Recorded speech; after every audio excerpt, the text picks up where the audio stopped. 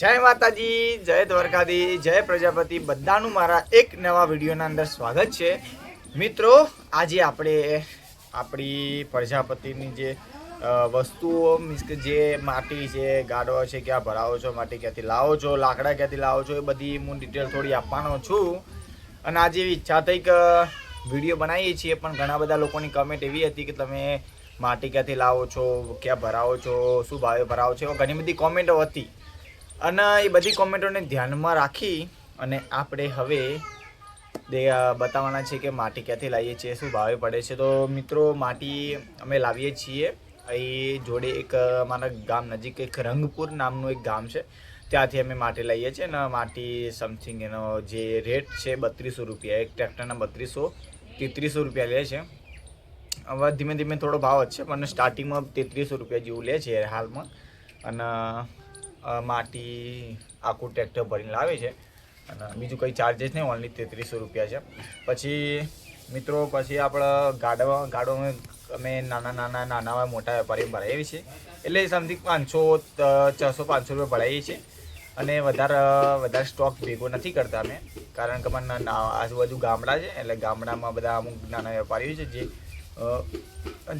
300-400 માટલું લઈ જાય છે, ગાડવાની બધું લઈ જાય, એટલે પછી અમે એ રીતના આપીએ છીએ એમ. પછી મોટા અમે હાલ નહીં ભરાવતા. હાલ અમે અમુક ગાડવાના 15-16 રૂપિયાથી સ્ટાર્ટિંગ થાય છે.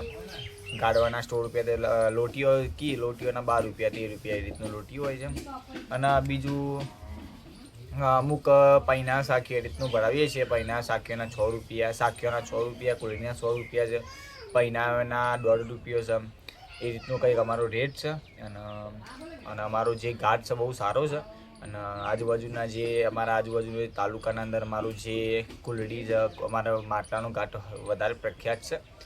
અને અહીં અમારે રહેવાનું મહાદેવપુરા ગામ છે, અને ત્યાં અમે એનાથી બધું કામકાજ કરીએ છીએ. એટલે લાકડો અમે પછી લાવીએ ઘણી વખત ડેમચામાંથી લાવીએ છીએ લાકડો. અને ઘણી વખત અમારા બાજુમાં વડિયા હોય છે, તમે વિડીયોના અંદર દેખતા હશો, તો ત્યાંથી અમે ઘણી વખત અમારા અહીં ઘણા બધા લાકડો હોય છે, એટલે અમે ત્યાંથી લઈએ છીએ. ડેમચામાંથી ભાગ્યે જ લાવવાનું થાય, કારણ કે મોસ્ટ ઓફ લેમાં ત્યાંથી મળી જાય તો અમારે ડેમચામ જવું નહીં પડતું એમ. તો અમે અહીંથી લાવીએ. બાકી અમે ડેમચામ જઈએ ત્યારે 40 રૂપિયા મણ લાકડું લાવીએ છીએ, એટલે 16 લાવીએ છીએ અમે. 40 રૂપિયા મણ છે હાલમાં તો. અને બીજા અમુક લાકડા છે 50 રૂપિયા મણ. એટલે હવે હમણાં લાવવા જવું છે, ટૂંક સમયમાં અમે લાવવાના છીએ લાકડા 50 રૂપિયા મણ. અમે બે ટ્રેક્ટર મંગાવવાના છીએ. અને અમે ઘણી વખત અમે જાતે ભરવા જ જતા હતા, કારણ કે ત્યાં એવી કંઈ વ્યવસ્થા હોતી નહીં કે તમને ભરી ના આપે, એટલે અમે જાતે ખુદ ભરવા જતા હતા. અને હાલ મારી વાત કરું કે મને બનાવતા હું આવડે, તો મને પૈના આવડે છે, સાખીઓ આવડે, કુલડી આવડે છે, પછી આપણે માટલાના હમારવાનું ફાવે છે, એ બધી ઘણી બધી પ્રોસેસ ફાવે છે. અને અહીં અમારી જગ્યા સારી છે, અને નેભારો એ સારો છે અમારે, એટલે ભઠ્ઠો સારો છે. અને ભઠ્ઠાની વ્યવસ્થા બહુ સારી છે. હું તમને એક બીજા વિડીયોના અંદર હું એ વસ્તુ દેખાડે કે ભઠ્ઠો અમે કઈ રીતે બનાવે છે, અને અંદર કઈ રીતનું છે, જેથી વાહન આપણા હાટલો સારો પાકી છે.